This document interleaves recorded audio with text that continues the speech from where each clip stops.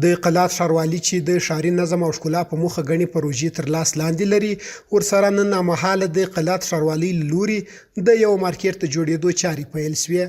مسؤلین وایي دا مارکیټ چې په یو نیم جریب ځمکه کې د شاوخوا 20 میلیونه افغانۍ په لګښت د قلات ښاروالۍ په بودیجه په پاخه او اساسي ډول جوړیږي، چارې به د 7 کاري میاشتو په موده کې بشپړې شي. ان شاء الله العزیز چې دا مارکیټونه جوړ شي، زموږ د ټول قلات هغه خلک که تجاران دي که کاروباریان دي او که اولس مدي، ان شاء الله العزیز دا به ټول ورسره په استراحت کېږي. ان شاء الله قیمتونه به د ټولو قیمتونه به د کریایو که د کوروي که د دکانوي ان شاء الله دا به نصف راځي.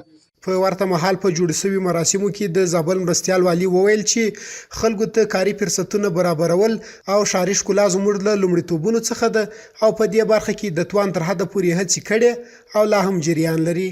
ان شاء الله په راتلونکي کې به هم موږ ټول مسؤلین څومره ملګري دي هغه کوشش دي کوي چې زابل ولایت لپاره چې څومره مثال کار کیږي او باید موږ وکړو. ټول تجارانو باندې غش کوم چې دا شهر د تاسو شهر نه که تاسو سرمایه گذاري کوئ په دې خپل شهر کې وکړئ، د خپل شهر ښایسته کړئ، د شهر د اصولو مطابق مثال کار روان کړئ. بلخوا په دې پروژه کې په کار بوخت کارګر وایي خوښ دي چې په کور دننه ورته د کار زمینه برابره سوې.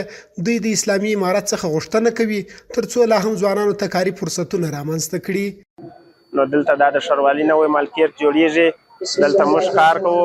د اسلامي امارت څخه ډیر خوشحاله یو چې موږ خپل په هیواد کې د کار زمینه برابره کړې ده. موږ د نورو هیوادو سره ګرځولي یو. شکر په دې ډیر خوشحاله یو چې د کار زمینه موږ ته شکر دی مساعده ده. شکر کارونه شروع دي ورځ رابلې پرمختګ کوي، نو موږ په دې ډیر خوشحاله یو. د یادونې وړ ده چې تر دې وړاندې هم د قلات ښاروالۍ له لوري په قلات ښار کې د بیا رغونې بېلابېلې پروژې عملي شوي دي.